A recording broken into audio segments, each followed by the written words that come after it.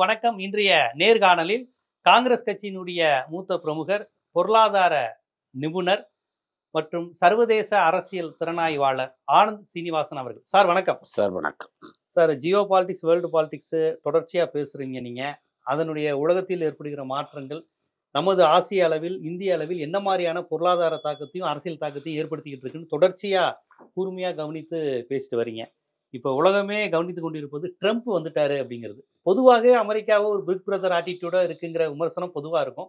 இப்போ ட்ரம்ப் மாதிரியான ஆட்கள் வந்தவொடனே ஒரு அதிதீவிர வலதுசாரி, ஒரு ரைட் விங் பீப்புள்ங்கிற ஒரு அச்சமும் இருக்கு. இந்தியா வெர்சஸ் ட்ரம்ப் எப்படி இருக்குன்னு பாக்குறீங்க நீங்க? ஃபர்ஸ்ட் நான் இவரை வலதுசாரி அதசாரி அமெரிக்கா பிக் பிரதர் ஆட்டிடியூட்லாம் தப்பு. ஏன்னா இங்கே நம்ம ஒரு லெஃப்டிஸ்ட் அஜெண்டாவோட அமெரிக்காவை பார்க்கணும். இங்கே இருக்கிற கம்யூனிஸ்ட் என்றைக்குமே அமெரிக்காவை எதிரி மாதிரி பார்ப்பாங்க. பல கம்யூனிஸ்ட் லீடர் மன்மோகன் சிங்கை வேர்ல்ட் பேங்க்கில் வேலை செஞ்சவர், வேர்ல்ட் பேங்க் ஏஜென்ட்டும்பாங்க. அது அவர் வேர்ல்ட் பேங்க்கில் வேலை செஞ்சதே கிடையாது. ஸோ எதுக்கு நான் சொல்ல வரேன்னா, அதனால் ஒரு கம்யூனிஸ்ட் நோக்கத்தோடு நீங்கள் அமெரிக்காவை பார்க்காதீங்க. ரைட் விங்னு ஒரு கான்செப்ட் இருக்கிறத சொல்றேன். இது சரியா தப்பாங்கிறது பிக் பிரதர்ங்கிறதுக்கு நான் சொல்கிறேன். சரி, ஓகே. இது நீங்கள் பிக் பிரதர்ங்கிறதுக்காக நான் இதை சொன்னேன். ஒரு ஜோக் இருக்குது அமெரிக்கா பற்றி சொல்லுவாங்க. யாங்கி கோ ஹோம்பாங்க, டேக் மீ வித் யூமா. அதாவது அமெரிக்கனே வெள்ளப்போ என்னையும் சேர்த்து கூட கூட்டிகிட்டு போம்பாங்க. அதுதான் இந்தியாவில் ஆட்டிடியூடு. எப்படியாவது அமெரிக்காவில் போய் வீசா வாங்கி எப்படியாவது அங்கே தொங்கணும்னு பேசுறச்சே இங்கே அமெரிக்காவை கனாமினான்னு பேச வேண்டியது. எப்படியாவது தொத்திக்கிட்டு அமெரிக்கா பக்கம் போகணுங்கிறத நம்ம குறிக்கோளாக இருக்கிறது.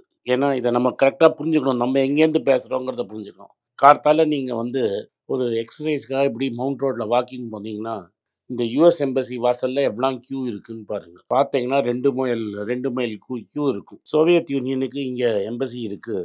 அங்கே தான் விஸ்வநாதன் ஆனந்த் செஸ் கற்றுக்கிட்டாரு. சோலா ஹோட்டல் பக்கத்தில் இருக்குது. சோவியத் யூனியன் காலத்தில் இருந்தபோது கூட ஒரு ஈகாக்கா கூட அந்த பக்கம் போகாது. செஸ் ஆடுறவங்க மட்டும்தான் போவாங்க. ஸோ கம்யூனிசமுக்கும் கேபிட்டலிசமுக்கும் இதுதான் வித்தியாசம். கேபிட்டலிசம்னா எப்படி அந்த ஊருக்குள்ளே எப்படியாவது திருத்தனமாக உள்ளே சேர்த்துருவாங்களான்னு போயிடுவோம். இன்றைக்கி துபாய்க்கு நம்ம போயிட்டுருக்கோம். மெட்ராஸ்லேருந்து துபாய்க்கு ஒரு 7-8 ஃப்ளைட் இருக்குது ஒரு நாளைக்கு. ஸோ நம்ம ரியாலிட்டியை முதல்ல புரிஞ்சுப்போம். நான் ட்ரம்ப்பை பற்றி பேசலை. இந்த அமெரிக்கா பிக் பிரதரு, துபாய் தப்பு அப்படின்னு சொல்லிட்டு எப்படி அங்கே போய் உட்காரலாங்கிறதே நம்ம மக்கள் பார்த்துட்ருப்பாங்க. ஸோ இது ஃபஸ்ட்டு. அமெரிக்காங்கிறது ஒரு ஓப்பன் மார்க்கெட்டு. அதில் யார் வேணால் எவன் வேணால் காசு பண்ணலாம், என்ன வேணால் பண்ணலாம். ரூல்ஸை நீங்கள் கரெக்டாக ஃபாலோ பண்ணால் இருக்கலாம். It's a land of immigrants. ட்ரம்ப்பாக இருக்கட்டும், கமலா ஹாரிஸாக இருக்கட்டும், இல்லை ஜோ பைடனாக இருக்கட்டும், ஒரு 5-6 தலைமுறைக்கு முன்னாடி எல்லாரும் வெளியூர்லேருந்து அகதியாக போனவங்க தான். அங்கே நேட்டிவ் அமெரிக்கன்கிறோம் ரொம்ப கம்மி. Less than 1% of their population தான் நேட்டிவ் அமெரிக்கன். மீதியெல்லாம் வெளிநாட்டிலேருந்து போய் அங்கே உட்காந்தவன் தான் எல்லாருமே. அதை நம்ம முதல்ல சொல்லிடணும். ட்ரம்ப்போட ஒரு 5 தலைமுறைக்கு போனீங்கன்னா எங்கேயாவது யூரோப்லேருந்து வந்திருப்பாங்க முன்னாடி. ரைட்டாக, இது முதல்ல சொல்லி முடிச்சிடுறேன். இப்போ ட்ரம்ப்போட அஜெண்டா என்ன, ஏன் இதை செய்கிறாருன்னு சொல்கிறேன். அமெரிக்காவில் இப்போ எக்கானமி சரியா இல்லை. அவங்க வேலை வாய்ப்பு கம்மியாயிடுச்சு. அதனால் அமெரிக்கர்களுக்கு என்ன ஃபீலிங்னா, இங்கேருந்து நம்ம ஊர் ஏஷியாவுக்கு எல்லா வேலையும் போயிடுச்சு. ஏன்னா அமெரிக்காவில் மேனுஃபேக்சரிங் 90கள்லேருந்து கொஞ்சம் கொஞ்சமாக குறைஞ்சு சைனாக்கும் south east Asia, China, Korea, Malaysia, Thailand இது மாதிரி ஊருக்கெல்லாம் போயிடுச்சு. முதல்ல south east Asian tigers, Japan, அதுக்கப்புறம் சைனாவில் போயிடுச்சு. ஸோ 80கள்லேருந்தே பார்த்தீங்கன்னா மெதுவாக ஒரு இண்டஸ்ட்ரியாக அந்த இண்டஸ்ட்ரி வெளியூருக்கு போயிடுச்சு. ஜப்பான் வரத்துக்கு முன்னாடி அவங்க தான் பெரிய கார் இண்டஸ்ட்ரியாக இருந்தாங்க. ஃபோர்டு, கிரைஸ்லர், ஜிஎம், ஜென்ரல் மோட்டார்ஸ்னு. இன்ஃபேக்ட் நம்ம ஊர் டிவிஎஸ் பெருசாக பேர் வாங்கினதை அமெரிக்கன் காரை இம்போர்ட் பண்ணி இங்கே விற்றுன்னு இருந்தாங்க. அப்படி தான் அவ்வளோ பெரிய ஃபேமிலி. ஒரு சைக்கிள் கடையிலேருந்து ஒரு பெரிய தொழிலதிபர் ஆனது காரை இம்போர்ட் பண்ணி இங்கே விற்றவங்க தான் அவங்க. ஸோ ஒரு பெரிய குளோபல் பவராக இருந்தாங்க. அது மெதுவாக ஜப்பானுக்கு போச்சு. 80களில் ஜப்பானுக்கு போனோன்னா ஜப்பான் பின்னாடியே இவங்க போய் ஜப்பானை ஒரு வழி பண்ணாங்க. ஜப்பானுக்கு அடுத்தது மெட்டீரியல் சைனாக்கும் மற்ற ஊருக்கும் போச்சு. அதனால் அமெரிக்காவில் பண்ணுமே ஏதாவது ஒரு பொருள், ஒரு டிஷர்ட் அமெரிக்காவில் பண்ணால் ரொம்ப காஸ்ட்லி. அதனால் அமெரிக்காவில் என்ன பண்ணாங்கன்னா, சீப்பாக பண்ணணும், அதெல்லாம் பங்களாதேஷில் பண்ணி டிஷர்ட் அங்கே போகுது. Design in America, made in Bangladesh. அதனால் அமெரிக்காவில் என்ன ஆச்சுன்னா, படித்தவனுக்கு மட்டும் வேலை கிடச்சிருந்தது. இதுக்கு முன்னாடி அமெரிக்காவில் கல்ச்சர் என்னென்னா, வெறும் ஹைஸ்கூல் படித்தாலே ஒரு வேலை கிடச்சிருங்கிற போய் காலேஜ் படித்தா கூட வேலை கிடைக்காம ஆயிடுச்சு. ஏன்னா முதல்ல கன்சியூமர் எலக்ட்ரானிக்ஸ் கார் எல்லாம் ஜப்பானுக்கு போச்சு. அதுக்கப்புறம் எதை எடுத்தாலும் ஜப்பான் இதுக்கு போயிடுச்சு. எதுக்கு? சைனாக்கு. ஷர்ட்டு துணிமணி எல்லாம் பங்களாதேஷ் போயிடுச்சு. சாஃப்ட்வேர் எல்லாம் இந்தியாவுக்கு வந்துருச்சு. அமெரிக்காவில் ஒன்றுமே இல்லைன்னு ஆயிடுச்சு. எஃபிஷியண்ட்டாக பண்ணுறேன், சீப்பாக பண்ணுறேன்னு எல்லாம் வெளியூருக்கு ஆகிட்டேங்க. அதனால் அந்த மிட்வெஸ்ட்டில் இந்த அவங்களுக்கு வந்து பெல்ட் ஒன்று இருக்குது மிட்வெஸ்ட்டில். அதை வந்து ரஸ்ட் பெல்ட் அப்படின்னு ஆயிடுச்சு. ஒரு காலத்தில் இங்கே பெரிய பெரிய தொழிற்சாலையெல்லாம் இருந்தது. அந்த தொழிற்சாலையெல்லாம் போய் ஒன்றும் இல்லாமல் ஆயிடுச்சு அமெரிக்கா அப்படிங்கிறது. இது வந்து 86லேருந்து ஆரம்பிச்சு இது போயிட்டே இருக்குது. ஒரு வாட்டியும் அமெரிக்காவில் இது மாதிரி ப்ராப்ளம் வருது. இப்போ ஆப்பிள் எல்லாமே designed in America, made in India, made in China ஆயிடுச்சு. அதனால் திரும்பி அமெரிக்காவுக்கு வேலை வாய்ப்பு வரணும். அங்கே இருக்கிறவங்களுக்கு வேலை வாய்ப்பு இல்லை. 2 ஊர்லேருந்து வருது. படித்தவன்லாம் வந்து 3 ப்ராப்ளம் அவங்களுக்கு. படித்தவன்லாம் வந்து படித்த வேலையெல்லாம் இந்தியாவுக்கு வந்துருச்சு. மேனுஃபேக்சரிங் வேலையெல்லாம் இதுக்கு போயிடுச்சு, சைனாக்கு. இந்த ஃபார்மில் லோவர் எண்டு வேலை செய்கிறதெல்லாம் இந்த சவுத் அமெரிக்காலேருந்து எல்லாரும் மெக்சிகோ வழியாக உள்ளே வந்துட்டாங்க. ஸோ 3 விதமான வேலையும் போயிடுச்சு. ஆனால் அமெரிக்காவில் இருக்கிறவனுக்கு வேலை வாய்ப்பே இல்லாமல் ஆயிடுச்சு. அதனால் ஒரு கோபம், ஒரு உள்ளுக்குள்ளே அமெரிக்கன் சொசைட்டிக்குள்ளே ஒரு கோபம் இருந்தது. அந்த கோபத்தின் வெளிப்பாடு தான் ட்ரம்ப் ஜெயிச்சு. ட்ரம்ப் உண்மையை பேசி ஜெயிச்சார்ல. ட்ரம்ப் காலத்தால் ஒன்று சொல்லுவார், மத்தியானம் ஒன்று பேசுவார், நைட் வந்து வேறு ஏதோ பேசுவார். ஆனால் மக்கள் என்ன எதிர்பார்க்குறாங்களோ, நம்ம ஊரில் இப்போ ஒரு நடிகர் பேசிகிட்டு இருக்கார், சீமான்னு ஒருத்தர். அது மாதிரி ப்ராக்டிக்கலாக இல்லாமல் மக்கள் என்ன கேட்கணும்னு நினைக்கிறாங்களோ அதை பேசுகிறாரு. அப்போ அவர் என்ன சொல்கிறாரு, நான் ஜெயிச்சா அன்றைக்கே யாரெல்லாம் இங்கே அமெரிக்காவில் வீசா இல்லாமல் போனாங்களோ அவங்களெல்லாம் நாட்டை விட்டு வெளில வெட்டிடுவேன். அது ரொம்ப பாப்புலர். இவங்களால தான் வேலை வாய்ப்பு போகுதுன்னு அவங்கள நான் வெளியேற்றிடுவேன். 2வது நான் என்ன பண்ணுவேன், இப்போ இந்தியா மாதிரி ஊர்லேருந்து வரவங்களுக்கு H1B வீசான்னு ஒன்று இருக்குது. அதில் நான் கிளாம்ப்பு கொண்டு வந்துடுவேன். இப்போ $4000 $5000 சம்பளம் வாங்கினாலே அவன் H1B வாங்கலாம். இப்போ அவர் என்ன சொல்கிறாருன்னா, $10,000 இருந்தால் தான் நீ H1B வரணும். H1B வாங்குறவனுக்கு நீ $10,000 சம்பளம் கொடுக்கணும் அப்படின்னு ஒரு கிளாம்ப் கொண்டு வர்றாரு. இப்போ அடுத்தது என்ன பண்ணிட்டாரு, வெளியூர்லேருந்து இங்கே பொருள் கொண்டு வரணும்னா நான் டேரிஃப் போடுவேன், டேக்ஸ் போடுவேன் அப்படின்னு மிரட்டுறாரு. ஸோ அவர் என்ன சொல்கிறாருன்னா, இத்தனை நாள் நாங்கள் வெளிநாட்டுக்காக செஞ்சுட்டு இருந்தோம். முதல்ல எந்த ஊரில் போனாலும் ஒரு ப்ராப்ளம் இருந்தால் நாங்கள் அமெரிக்கா தான் போய் அங்கே பண்ணிகிட்டு இருந்தது. இப்போ நீங்கள்லாம் சேர்த்து எங்களை வந்து கிரேட் ஆக்குங்கன்னு. ஆனால் தான் அதை மாகா மூமெண்ட்டுங்கிறாரு. மேக் அமெரிக்கா கிரேட் அகெயின் அப்படிங்கிறார். எல்லாம் உளறல் தான். ஆனால் இன்னைக்கு மக்களுக்கு இருக்க கோபத்தை அவர் எக்ஸ்ப்ளாய்ட் பண்ணிட்டார். விலைவாசி ஏறிடுச்சு. கோவிடுக்கு அப்புறம் இவங்க நோட்டு பயங்கரமாக பிரிண்ட் அடிச்சு டொனால்ட் ட்ரம்ப்பும் கொடுத்தாரு, ஜோ பைடனும் கொடுத்தாங்க. அந்த பணம் மக்கள் கையில் போனோன்னா மக்கள் அதை செலவு பண்ண விலைவாசி பயங்கரமாக ஏறிடுச்சு. பைடன் விலைவாசியை கட்டுப்பாட்டில் கொண்டு வரத்துக்குள்ளே எலெக்ஷன் வந்துருச்சு. ஸோ விலைவாசி ஏறிடுச்சு, வேலை வாய்ப்பு இல்லை. நம்ம வேலை வாய்ப்பெல்லாம் சைனாவுக்கு போகுது, சாஃப்ட்வேர் வேலையெல்லாம் இந்தியாவுக்கு போகுது, துணிமணி மாதிரி இருக்கிறதெல்லாம் பங்களாதேஷ் மாதிரி ஊருக்கு போகுதுங்கிற கோவத்தில் ஒன்று. 3வது வெளியிலேருந்து உள்ளே வந்து நம்ம வேலையெல்லாம் எடுத்துட்டாங்கங்கிற கோவத்தினால ட்ரம்ப் ஜெயிச்சிருக்கிறார். இப்போ அவர் முதல்லயே என்ன சொல்கிறாரு, ஆனால் நீ என்ன வேணா பண்ணிக்க, பொய் சொல்லு, பரவாயில்ல. உள்ளே இருக்கிற திருடனெல்லாம் வெளில ஜெயிலில் முதல் நாள் வந்தோடனே எந்த பிரசிடெண்ட்டும் பண்ணல. 1500 பேரை வெளியில் அனுப்பிச்சு ஜெயிலேருந்து வெளில கொண்டு வந்துட்டாரு. அதனால அவர் வந்து ரேடிக்கலாக என்னெல்லாமோ பண்ணுறாரு. கார்த்தால ஒன்று சொல்கிறாரு, சாயங்காலம் ஒன்று சொல்கிறாரு. உலக நாடெல்லாம் பயப்படுது. ஏன்னா எல்லாமே அமெரிக்காலேருந்து தான் நம்மளுக்கு மூலம்.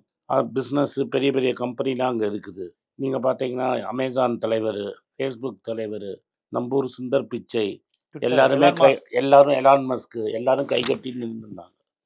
ஸோ அவருக்கு ஒரே குஷியாக இருக்குது. அதனால ஒன்றா சொல்லிட்டு வர்றாரு. உலகத்தில் இருக்கிற எல்லா கண்ட்ரீஸுமே அவருக்கு எப்படி அவர்கிட்ட ஹாப்பி பண்ணி நாங்கள் மட்டும் வாங்குறத வாங்கிக்கணும்னு பார்த்தாரு. இப்போ நம்ம மோதியை சரண்டர் பண்ணி அவரோட ட்ரீட்டி பண்ணலாமாங்கிற நிலைமைக்கு வந்துட்டார். இன்ஃபேக்ட் ப்ரெஸ்ஸில் வந்தது என்னென்னா, எப்படியாவது நம்மளுக்கு ஒரு இன்விடேஷன் வராதான்னு இவர் ஏங்கிட்டு இருந்தார். கடைசியில் இவருக்கு 10 இன்விடேஷன் கொடுக்காம ஜெய்சங்கருக்கு இன்விடேஷன் கொடுத்துட்டாங்க. அம்பானியை $1 மில்லியன் டொனேஷன் கொடுத்து போய் அங்கே நின்று ஃபோட்டோ வாங்கிட்டார். ஏன் அதானி விட்டாரு? அதானி தான் உள்ளே போனாங்க, பிடிச்சிப்பாங்களே ஜெயிலில். அதான் அந்த இஷ்யூ தான். பிடிவாரண்ட் போட்டுருவாரு. இல்லை பங்கேற்க வந்துட்டு ஜெயிலுக்கு போகிற மாதிரி ஆயிடுமே. ஜெயிலுக்கு போனால் போயிடுமேன்னு அவரும் 1 மில்லியன் கொடுத்துருப்பார். அதனால் அவர் உள்ளே போயிட்டார். அதனால் ஒரு நாடும் என்ன சொல்லணும்னா, அமெரிக்காவோட எப்படி தனியாக டீல் பண்ணலான்னு தான் பேசும். ஆமாம். இல்லை இப்போ மோடியோட டீலிங்கில் இப்போ H1B விசா இப்போ இன்னைக்கு வந்து செய்தியின்படி அந்த விசாலாம் பிரச்சனை ஆகாது அப்படிங்கிற மாதிரி ட்ரம்ப் பேசியிருக்காருங்கிறாங்களே, மோடி பேசி. அப்படிலாம் பாருங்க, மோதியை கூப்பிட கூட இல்லை. சைனா அதிபரை கூப்பிட்டு அவர் போகல. இங்கே உங்களுக்கு இன்விடேஷன் கூட வரல. அதான் முதல்ல நம்ம ஒத்துக்கணும். ரெண்டாவது அவர் என்ன சொல்கிறார், உன்கிட்ட பேசுறதுக்கு முன்னாடி நாங்கள் 18,000 பேரை பிடிச்சி வச்சிருக்கிறோம். இந்தியர்கள் வீசா இல்லாமல் அங்கே உட்காந்துன்னு இருக்கிறான். அவனெல்லாம் திரும்பி கூட்டின்னு போ. என்னது அவர் ஓப்பனாவே சொல்லிட்டாரு. ஆமாம், கூட்டின்னு வந்துட்டு ஒத்துக்கிட்டாருல்ல. இன்ஃபேக்ட் கம்ப்ளீட் சரண்டர்ட் அவர். To placate Trump, Modi agrees to take back 18,000 இந்தியன்ஸுங்கிறார். அப்படின்னா என்னன்னா, ட்ரம்ப்பை சந்தோஷப்படுத்துறதுக்கு, சமாதானப்படுத்துறதுக்கு மோடி அவர்கள் 18,000 இந்தியர்களை வாபஸ் வாங்கிக்கிட்டாரு. அவன் வரேன்னு சொல்கிறானா, யோ உனக்கு வீசால வெள்ளப்பையாங்கிறான், நம்ம அதை வாங்கிக்கிறோம். அப்போ இது நியாயமாக நீங்கள் வாங்குறதா இருந்தால் ஏன் 6 மாதத்துக்கு முன்னாடி வாங்கலை? டோட்டலாக இந்தியாவிலேருந்து இது மாதிரி டுங்கி அப்படிம்பாங்க, பஞ்சாபி வேர்டு. ஷாருக் கான் கூட படம் எடுத்துருக்கிறான். அது மாதிரி 7.5 லட்சம் பேர் வீசா இல்லாமல் இருக்கிறான். அவன் தமிழ்நாட்டு, ஆந்திராலேருந்துலாம் இல்லை, எங்கேருந்து இருக்கிறான்? வட இந்தியா தான். ஹரியானா, குஜராத்லேருந்து போயிருக்கிறான். எங்கே பாலும் தேனுமா ஆறா ஓடுற குஜராத்லேருந்து போயிருக்கிறான். அவங்கள தான் இவர் திரும்பி எடுத்துக்கிறேன்னு ஒத்துன்னு இருக்கிறாரு. இப்போ என்ன சொல்கிறாருன்னா, நான் அமெரிக்காவோட தனியாக ஒரு ஃப்ரீ பேப்பரில் வந்திருக்குது. அவர் சொல்லலை, மோடி சொல்லலை, பேப்பரில் வந்திருக்கிறது. அமெரிக்காவோட தனியாக ஃப்ரீ ட்ரேட் அக்ரிமெண்ட் போட்டுக்கிறேன், நான் வந்து டாரிஃப் எல்லாம் குறைச்சிடுறேன், இத்தனை நாள் போட்ட டாரிஃப்லாம் ரொம்ப ஜாஸ்தி, நான் அதெல்லாம் டேக்ஸ் எல்லாம் கம்மி பண்ணிக்கிறேன், அமெரிக்காலேருந்து நிறைய பொருள் வாங்கிக்கிறேன் அப்படின்னு மோடி சொன்னதா ஃப்ரீ ட்ரேட் அக்ரிமெண்ட்டு பேப்பரில் வந்திருக்குது. அப்போ இது சலனம் இல்லாமல் என்னது அது? இப்போ H1B விசாலையும் குஜராத்தியர்கள் பல பேர் பாதிக்கப்பட போகிறாங்க. ஏன்னா குஜராத்திகளுக்கெல்லாம் F1B கொடுக்க மாட்டான். H1B படித்து சாஃப்ட்வேர் இன்ஜினியருக்கு கொடுப்பான். குஜராத்தில் சாஃப்ட்வேர் இன்ஜினியர்லாம் கிடையாது. ஒரு $10,000 வரை வாங்குறவன் பிழைச்சிக்குவான். அது கீழே இருக்கவங்க $10,000 சம்பளம். இப்போ ஃபஸ்ட்டு ஆல்ரெடி போனவனுக்கு ப்ராப்ளம் கிடையாது, அவனுக்கு சிட்டிசன்ஷிப் கொடுக்க மாட்டாங்க. போனவனுக்கு ப்ராப்ளம் கிடையாது, சிட்டிசன்ஷிப் கொடுக்க மாட்டாங்க, அவ்வளோதான். இங்கேருந்து இனிமேல் புதுசாக போகிறவனுக்கு முன்னாடி $50,000 $60,000 சம்பளம் இருந்தால் கூட அங்கே போய் உண்டிக்கலாம். இப்போ என்ன சொல்லிட்டாங்கன்னா, வருஷத்துக்கு 100,000, மாதத்துக்கு $10,000, வருஷத்துக்கு $120,000 இருந்தால் தான் அமெரிக்காவுக்கு H1B வீசான்னு கொடுப்பாங்க. அது மாதிரி சம்பளம் இருக்கிறவனெல்லாம் கூப்பிட மாட்டான், வெள்ளைக்காரனையே கூப்பிட்டுப்பான். அதனால் எவ்வளோ பேர் H1B போகிறாங்களோ அது கம்மியாயிடும். இப்போ இன்னொரு விஷயம் சொல்கிறாங்க, அந்த குடியுரிமை குறித்து. கடந்த நேர்காணல்லே நீங்கள் அதை குறித்து சொன்னீங்க. நான் தான் சொன்னேன், இந்த பிறக்க போகிற குழந்தைங்க வந்து வராது. இனி வந்து அம்மா அப்பா குடியுரிமை இல்லைனாலும் அந்த குழந்தைகளுக்கும் கிடையாது. குழந்தைய பெற்றுக்கிட்டு 21 வயசு ஆனவனா அந்த குழந்தைக்கு அம்மா அப்பாங்கிற முறையில் நீங்களும் சிட்டிசன்ஷிப் வாங்கிக்கிறீங்கிறத ரத்து செஞ்சுருக்காங்க. ரத்து இப்படி செய்ய பார்த்தா 1.5 லட்சம் குழந்தைகள் கிட்ட குடியுரிமை அதனால ரத்தாகும். இப்போ என்ன ஆகிட்டு இருக்குன்னா 30 நாள் கழிச்சு வருங்கிறாங்க. என்ன அதனால 30 நாள் கழிச்சு 30 நாள் கையில் சிட்டிசன்ஷிப்பு அந்த ஆக்ட் வரும்னு. ஸோ ப்ரெக்னெண்ட்டாக இருக்கிற புள்ளத்தாச்சியாக இருக்கிறவங்க என்ன பண்ணிக்கிறாங்க, எல்லா ஊர்லேருந்தும் அவசரமாக வயிற்றை கிழிச்சு குழந்தைய முன்னாடியே எடுக்கிறாங்க. எதுக்கு? இந்த குழந்தை பிறக்கணும்னு. இது அமெரிக்கனா பிறக்கணும் அப்படின்னு. அமெரிக்கனா பிறக்கணும், இந்த குழந்தை அமெரிக்கனா பிறக்கணும் பிறக்கணும்னு உடனே நிறைய பேர் cesarean பண்ணுறாங்க. இந்தியா மட்டும் இல்லை, பல ஊரில் இருக்கிறவங்க பண்ணுறாங்க. இவர் வெறும் எக்ஸிக்யூட்டிவ் ஆர்டர் தான் கையெழுத்து போட்டிருக்காரு. இது அவங்களோட பார்லிமெண்ட்டில் ஜெயிக்கணும், கோர்ட்டில் போய் தீர்ப்பானும். ஆனால் இன்றைக்கி மக்களோட மூடு, அமெரிக்காவில் இருக்கிறவங்களுக்கு இந்த சட்டம் வரணுங்கிறது அமெரிக்காவில் இருக்கிறவங்களோட ஆசை. அதுதான். அமெரிக்காவில் இருக்கிறவங்க ஆல்ரெடி சிட்டிசன்ஷிப் வச்சிருக்கிறவங்க. அப்போ நம்ம ஊர் ஆளுங்களே, இந்தியர்களே, ஆல்ரெடி யார் சிட்டிசனாக இருக்கானோ அவன் உள்ளே போய் சிட்டிசன்ஷிப் வாங்கிட்டான். இங்கே வந்து 5க்கும் 10க்கும் சுற்றிட்டு இருந்து இந்த எம்பசி வாசலில் தவமாக இருந்து எப்படியோ போய் அங்கே வீசாவை வாங்கி அங்கே செட்டில் ஆகிட்டான். இப்போ அங்கே உள்ளே போய் அவன் அமெரிக்கன் பாஸ்போர்ட் வாங்கினப்புறம் அவன் என்ன சொல்கிறான், நீ உள்ளே வராதன்னு இன்னொருத்தனை தடுக்கிறான். தட் இஸ் எப்படின்னா, இந்த கம்யூனிஸ்ட்லாம் யூனியன் நடத்துவாங்க. உள்ளே இருக்கிறவனுக்கு ஒரு ரேட்டு, தட் இஸ் பேங்க் எம்ப்ளாயியாக இருக்கிறவனுக்கு, பியூனாக இருக்கிறவனுக்கு 50,000 ரூபா சம்பளம் இருக்கும். அதே அவன் என்ன பண்ணுவான், பேங்க்கு ஒரு பியூனுக்கு 50,000 ரூபா சம்பளம் கொடுத்தா பேங்க் நடத்த முடியுமா? அதனால் கான்ட்ராக்ட் எம்ப்ளாயின்னு கொண்டு வருவான். அவன் வந்து 15,000 ரூபாய்க்கு வேலை செய்வான். பர்மனெண்ட் வேலை செய்கிறவன் 50,000 ரூபா வாங்குவான், டெம்ப்ரரியாக வேலை செய்கிறவன் 15,000 ரூபா வாங்குவான். யூனியன் வந்து அந்த டெம்ப்ரரி ஆளை பற்றி பேச மாட்டான். அவனுக்காக வந்து இந்த கிராக்கடைல் டீயர்ஸ் நீலக்கண்ணீர் விடுவான். விட்டுட்டு அவன் பல வருஷங்களாக அவங்களெல்லாம் நிரந்தர பணியாக்கணும்னு சொல்லி சும்மா 2 நாள் கொடியை பிடிச்சிட்டு டீ சாப்பிட்டு போயிடுவாங்க. எவ்வளோ பேரை இருக்கிறவனுக்கே விஆர்எஸ் கொடுத்துருக்குறான், எவ்வளோ பேரை நிரந்தர பணி பண்ணுறாங்க. இப்போ நேவலி லிக்னைட் போங்க கார்பரேஷன்னு, பாதிக்கு மேலே எல்லோரும் இருக்கிறது கான்ட்ராக்ட் எம்ப்ளாயி. அதே கான்ட்ராக்ட் எம்ப்ளாயி 15,000 ரூபாய்க்கு சம்பளம் செய்வான். யூனியனுக்குள்ளே பர்மனெண்ட்டாக இருக்கிறோம் அதே வேலையை 50,000 ரூபா 60,000 ரூபாய்க்கு செய்வான். 2 நாளைக்கு ஒரு வாட்டி இல்லை 10 மாதத்துக்கு ஒரு வாட்டி கொடி பிடிச்சிட்டு கோஷம் போட்டு போயிடுவாங்க. வேலை நிறுத்தம் செய்கிறாங்களா? ஏன்னா வேலை நிறுத்தம் தான் இதுக்குறையும் அமைச்சிருவான். ரைட்டுங்களா? அதே மாதிரி அமெரிக்கால ஆல்ரெடி யாரு குடியுரிமைய வாங்கிட்டானோ, இப்போ வாங்கணும்னு நினைக்கிறவன் உள்ள வராதப்பாங்கிறான். ம். அந்த அந்த மாதிரியான விஷயம் போகுது. அப்ப அதனால ட்ரம்போட தான் முதல் வாட்டி பல இந்தியர்களே ட்ரம்புக்கு ஓட்டு போட்டிருக்காங்க. இப்ப விவேக் ராமசாமிங்கிறவரு ஒரு ஐயரு. அவங்க அப்பா, அம்மா இங்கேயே அகதி மாரி அங்க ஓடி போய் தஞ்சம் அடைஞ்சவங்க. அவன் அங்கேயே பிறந்து வளர்ந்தவன். அவன் என்ன சொல்றான், "நீ உள்ள வராதங்கிறான்." விவேக் ராமசாமின்னா என்னன்னு உங்களுக்கு புரிஞ்சிருக்கும் பேரு. ம், ம், நம்ம மயிலாப்பூரு, நங்கநல்லூர்ல இருக்கக்கூடிய கோஷ்டி தான் அது. அவரு என்ன சொல்றாரு, "நான் உள்ள போயிட்டேன். ம். எங்க அப்பா, அம்மா உள்ள போயிட்டாங்க. நீ உள்ள வராதங்கிறான்." என்னது? நீ அடுத்து வர இந்தியன்லாம் வேணாம். வேணாம். நான் ஹிந்து. நான் ஹிந்துவ நம்புறேன். எல்லாம் சரி. நீ உள்ள வராதங்கிறான். ம். அவன் என்ன சொன்னான், இப்ப பல பேர் இங்கேருந்து ஐஐடியில படிச்சுட்டு போனவங்கலாம், அவங்கள தான் கன்னாபின்னான்னு இப்ப வந்து இவங்க திட்டுறாங்கல்ல வெள்ளைக்காரங்க. இப்ப ஃபுல்லா வரதே என்னன்னா, முதல்ல இவன் என்ன நான் உள்ள போயிட்டேன். இந்த கார்மெண்ட் வேலை சொன்ன மாரி தான். நான் பெர்மனன்ட் டைம்ப்பா. எனக்கு ஃபுல் சம்பளம் வருதுப்பா. கான்ட்ராக்ட் லேபர்ல இருக்கிறவன் எக்கேடு கெட்டு போகட்டும். ஒரு 2 மாசத்துக்கு ஒரு வாட்டி கொடி புடிச்சுப்புட்டு, டீ சாப்பிட்டு போயிடுவோம். அதே மாரி தான் அங்கேயும். ம். நாங்க உள்ள ஆயிட்டோம். நாங்க அமெரிக்கன் சிட்டிசன் ஆயிட்டோம். இன்னுமே இருக்கிறவங்க உள்ள வராதீங்கன்னு இந்தியர்களே பல பேர் ட்ரம்புக்கு சப்போர்ட் பண்ணியிருக்காங்க. இதுல பிரமுகரா இருக்கிறவர் விவேக் ராமசாமி. அவருக்கு ஏதோ போஸ்டிங் குடுக்குற மாரி குடுத்தாங்க. இப்ப அந்த போஸ்டிங்லாம் கிடையாது. வீட்டுக்கு போன்னு சொல்ட்டாங்க. கண்டிப்பா. குடியுரிமை, விசா விவகாரத்தில் எந்த அளவுக்கு இந்த இந்திய அரசு அமெரிக்காவை அழுத்தம் இதுல கொடுக்க என்ன முயன்றது. நீங்க ஒண்ணு புரிஞ்சுக்கணும்னா, ம், 18,000 இந்தியர்களை இப்போதைக்கு நம்ம வாங்கியிருக்கிறோம். ம், ம். டோட்டலா இன்னும் 7,00,000 பேர் இருக்கிறான். ரைட்டா? இப்போ அவர் கேட்கறதுக்கு முன்னாடியே நம்ம ஃப்ரீ ட்ரேட் அக்ரீமெண்ட் போட்டு, நீங்க அமெரிக்காலேருந்து என்ன பொருள் வேணா குடுங்க. நான் வாங்கிக்கிறேன்னு சொல்ற அளவுக்கு போயிட்டாரு. இதே மாதிரி சைனா நம்ம ஊர ஆக்கிரமம் பண்ணி டாக்ஸ் இவர் அதிகம் போட முடியாது இனிமே. அமெரிக்க பொருட்களுக்கு டாக்ஸ் இந்தியா போட முடியாது. போட முடியாது. ஆ. போட்டான்னா அவனும் டாக்ஸ் போடுவான். நான் சரணம். நான் வந்து போடலைங்க. அப்படின்னு இவரு முன்னாடியே இவரு குடுத்துட்டாரு. இப்ப சைனாவ எடுத்துக்கங்க. சைனாக்காரன் நம்ம ஊருக்குள்ள வந்துட்டான். நம்ம ஊருக்குள்ள இருக்கிற லடாக்குங்கிற இடத்துல பல கிராமத்த ஆரம்பிச்சுட்டான். இப்ப நான் என்ன கேட்கிறேன்னா, சைனாலேருந்து நம்ம வர்த்தக ரீதியா பாருங்க. சைனாவுக்கும் இந்தியாவுக்கும் வர்த்தக ரீதியா இன்னைக்கு 130 பில்லியன் டாலர் ட்ரேட் நடக்குது. எவ்வளோ நடக்குது? 130 பில்லியன் டாலர்.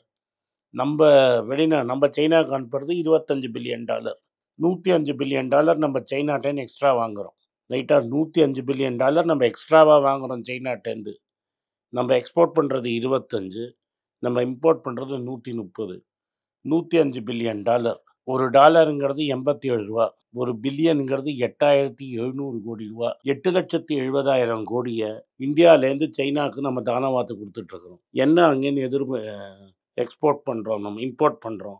கேலண்டர், பிள்ளையார் சிலை, ம். கிறிஸ்மஸ் ட்ரீ, குழந்தை இயேசு ஃபோட்டோ இதெல்லாம் நம்மளால சிவகாசியில தயாரிக்க முடியாதா? இதெல்லாம் இம்போர்ட் பண்ணணுமா? பொம்மை இதெல்லாம் நம்ம இம்போர்ட் பண்ணின்னு இருக்கிறோம். ஏன் இது இது இது எதுக்கு நம்ம இம்போர்ட் பண்ணிட்டு டாக்ஸ ஆ, போட்டுக்கிட்டு அவன் குடுக்குற அததான் இதுக்கு ட்ரம்ப் கேட்கிறாரு அவர் ஊருக்கு. அ, மோடி ஏன் இத சைனாவ கேட்க மாட்டாங்களான்னு நான் கேட்கிறேன். ட்ரம்ப் நம்மள கேள்வி கேட்கிறாருல்ல, அவரோட இன்ட்ரெஸ்ட்காக கேள்வி கேட்கிறாருல்ல. ம், ம். அப்ப இங்க இருக்கிற வடதேசாடி சும்மா இஸ்லாமியர் அடிக்காம இந்த கேள்விய கேட்கலாமே சைனாக்குன்னு நான் சொல்றேன். ம். ஏன் கேட்க மாட்டேங்கிறார்? நீங்க தான் கேட்கணும் அண்ணாமலையார். ம். சீனாவ பார்த்து இந்த கேள்விய கேளுங்கன்னு. ஏன் கேட்க மாட்டேங்கிறீங்க? அவன் நம்ம ஏரியாவ புடிச்சு ஆமா. வச்சிருக்கிறான். அருணாச்சல பிரதேசம் அங்க ஃபுல்லா. அங்க லடாக்ல புடிச்சு வச்சிருக்கான். அத பத்தி பேசறதுக்கே இவருக்கு தெம்பில்ல. நம்ம இங்கேருந்து வந்து 8,70,000 கோடி இங்கேருந்து பணத்த அனுப்பிச்சு, இது மாரி விநாயகர் சிலை, கிறிஸ்மஸ் ட்ரீ, கேலண்டர்லாம் வாங்கிட்டு இருக்கிறோம். அத பத்தி ஏன் நீங்கலாம் பேச மாட்டேங்கிறீங்க? அது இந்தியாவுடைய இறையாண்மையை பாதிக்குது. இந்தியாவுடைய அதான். இறையாண்மை இதெல்லாம் நீங்க இந்தியா ரூவா நேத்து கேட்டீங்கன்னா, அ, ரூவா ஏன் வீக்கா இருக்குன்னு. இந்த 100 பில்லியன் டாலர் வேண்டாத பொருள் நம்ம வாங்காம இருந்தோம்னா, ம். ருப்பி இன்னும் ஸ்ட்ராங்கா இருக்கும். ரொம்ப ரொம்ப ஒரு முக்கியமான ஒரு பொருளாதார புள்ளிய தொட்டிருக்கீங்க. இது வெறுமனே இது ஒரு அமெரிக்க எதிர்ப்பு, சீனா எதிர்ப்பு மாரி பார்க்காம, எதார்த்தத்தில் இது எந்த அளவுக்கு தமிழ்நாட்டையும், இந்தியாவையும் பாதிக்கக்கூடிய விஷயமா இருக்கு. சிவகாசிய ம். இந்த கேலண்டர சைனாலேருந்து கொண்டு வருது. சிவகாசியை எவ்வளோ தூரம் பாதிக்குதுன்னு நீங்களே பாருங்க. கண்டிப்பா ரொம்ப முக்கியமான பிரச்சனைய சொல்லியிருக்கீங்க. ட்ரம்ப், மோடி, சீன விஷயம், இந்திய இறையாண்மையை பாதிக்கக்கூடியது, குடியுரிமையை பாதிக்கக்கூடியது, விசாவினுடைய பிரச்சனை, இது எல்லாவற்றுக்கும் பின்னால் இருக்கக்கூடிய இந்தியாவினுடைய அரசியல், இன்றைய ஆளும் கட்சியினுடைய செயல்பாடுகள், இது எப்படி பார்க்கணுங்கிறத ரொம்ப விரிவாவே நம்ம ஜீவாட்டுடைய பார்வையாளர் சொல்லியிருக்கீங்க. மிக்க நன்றி. வணக்கம். இது ஆனந்த் ஸ்ரீனிவாசன். இது என்னோட பர்சனல் சேனல். மணி பேச்சுக்கு தனியாக ஒரு சேனல் இருக்கு.